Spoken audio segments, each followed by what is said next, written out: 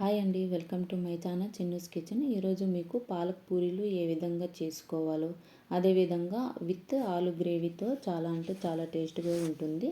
వీడియోని అయితే ఎక్కడ స్కిప్ చేయకుండా లాస్ట్ వరకు కంటిన్యూ అయితే చేయండి. చాలా హెల్తీ కూడా. ఇప్పుడు 2 పూరీల దాకా పాలక్ని అయితే తీసుకోవాలండి. బాగా కడిగేసుకోవాలి. కడిగేసి ఈ విధంగా పెట్టుకోవాలి. ఇప్పుడు వీటిని ఒక బౌల్ తీసుకొని బాగా ఉడికించుకోవాలండి. ఒక 2 మినిట్స్ దాకా ఉడికించుకుంటే సరిపోతుంది. వేడి చేసుకున్న తర్వాత ఇప్పుడు ఒక ప్లేట్ తీసుకొని అందులోనే బాగా చల్లార్చుకోవాలి. ఇప్పుడు ఒక మిక్సింగ్ బౌల్ తీసుకొని అందులో పాలక్ని మొత్తంని వేసి బాగా మిక్సీకి అయితే పట్టేసుకోవాలండి. ఇక్కడ చూడండి, ఇక్కడ చూపిస్తున్న విధంగా పాలక్ని అయితే బాగా మెత్తగా పేస్ట్ లాగా చేసుకోండి.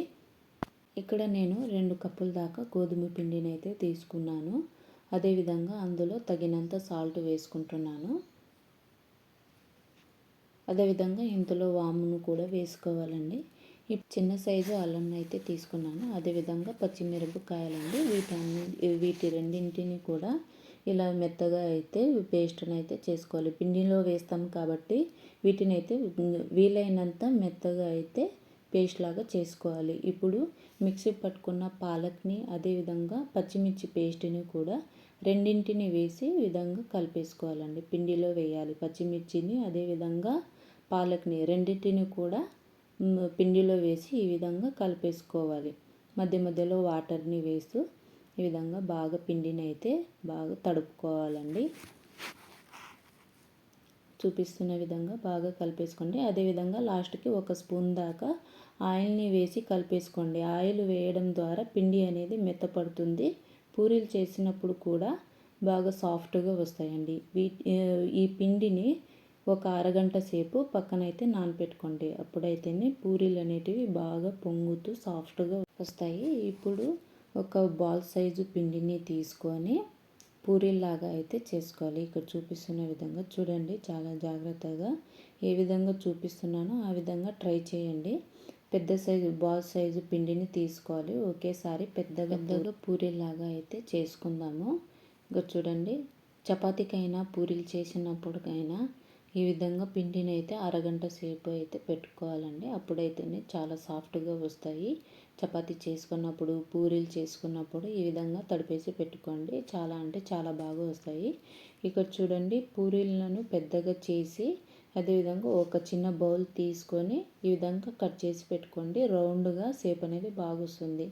ఇలా కాదనుకుంటే మీరు నార్మల్గా కూడా ఇలాగ చిన్న చిన్న పూరీలాగా కూడా చేసి పెట్టుకోవచ్చండి. చూడండి, నేను ఒకేసారి ఇన్ని పూరీలను చేసి పెట్టుకున్నాను. ఇప్పుడు వీటిని ఆయిల్లో వేసేసుకుందాం. ఆయిల్లో పూరీలను వేసిన తర్వాత 1 స్పూన్ సహాయంతో ఒక్కసారి ఇలా నొక్కండి, బాగా పొంగుకుంటూ వస్తాయి. చూడండి, ఇక్కడ చూపిస్తున్న విధంగా పూరీలను ఇలా నొక్కుతూ చేస్తే బాగా పొంగుతాయండి. ఇలా పొంగాలంటే ఏం లేదండి, పిండిని అయితే బాగా తడిపేసి పెట్టుకోవాలి. అరగంట సేపు అయినా బాగా తడిపి పెట్టుకోండి. అలా అయితే బాగా పూరీలు పొంగుకుంటూ సాఫ్ట్గా వస్తాయి, మెత్తగా వస్తాయి. ఇక్కడ చూడండి, ఇంకోటి కూడా చూపిస్తున్నాను. అదేవిధంగా జస్ట్ అలా నొక్కి పట్టుకుంటే చాలు, పూరీలు అనేటివి చాలా బాగా పొంగుతూ వస్తాయి. చూడండి, ఇక్కడ నేను చూపిస్తున్నాను. ఒక 3 అయితే చేసుకున్నాను. బాగా పొంగుకుంటూ అయితే వచ్చాయి. ఇంకోటి చూపిస్తాను చూడండి. ఇప్పుడు ఇంకో ప్రాసెస్ అండి. ఈ విధంగా పూరీలను ఆయిల్లో వేసి ఈ విధంగా పైనుంచి ఆయిల్ని వేసినా కూడా బాగా పొంగుతూ వస్తాయండి. చూడండి, ఈ విధంగా ఇంకో ప్రాసెస్లో కూడా చేసుకోవచ్చు.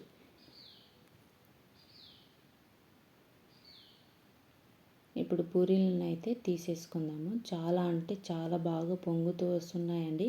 నేను ఏ విధంగా అయితే చూపించానో ఆ విధంగా ట్రై చేయండి. కంపల్సరీగా పూరీలు బాగా పొంగుకుంటూ వస్తాయి.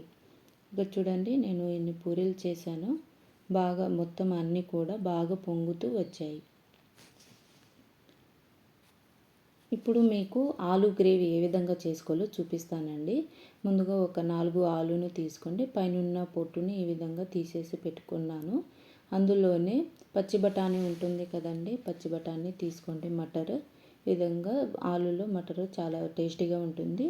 ఇప్పుడు స్టవ్ పైన ఒక కడాయి పెట్టి అందులో 2 టేబుల్ స్పూన్ దాకా ఆయిల్ని వేసుకోవాలి. అందులోనే ఆవాలు జీలకర్రను వేసుకోవాలి. అదేవిధంగా కరివేపాకును కూడా వేసుకోవాలండి. అదేవిధంగా కట్ చేసి పెట్టుకున్న ఆనియన్స్ని వేసి బాగా కలిపి ఇప్పుడు మూతనైతే పెట్టేసుకుందాము. ఒక 2 మినిట్స్ దాకా మూత పెట్టేస్తే ఈ విధంగా బ్రౌన్ కలర్లో వస్తుంది. ఇప్పుడు తగినంత సాల్ట్నైతే వేసుకోవాలి. అదేవిధంగా చిటికెడు పసుపుని వేసుకోవాలి. 2 టేబుల్ స్పూన్ దాకా కారం వేసుకోవాలి. ఇప్పుడు బాగా కలిపేసుకోవాలండి. ఇప్పుడు ఇక్కడ నేను పేస్ట్ చేసుకున్న వీడియో అయితే డిలీట్ అయిపోయిందండి. ఇక్కడ నేను చెప్తాను, నోట్ చేసుకోండి. 2 టమోటాలు తీసుకొని అదేవిధంగా అల్లం వెల్లుల్లి కొత్తిమీరని వేసి ఈ విధంగా పేస్ట్ లాగా అయితే చేసుకోండి.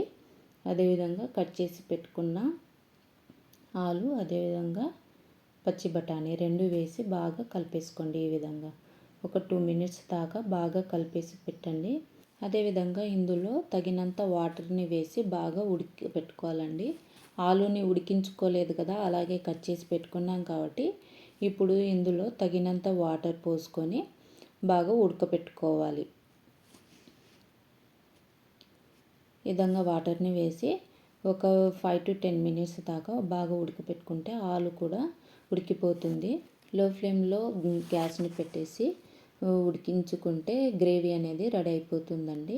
ఇప్పుడు సర్వింగ్ బౌల్లో అయితే తీసుకుందాము. ఈ విధంగా గ్రేవీని అయితే తయారు చేసుకోవచ్చు. పూరీలో అయితే చాలా టేస్ట్గా ఉంటుంది.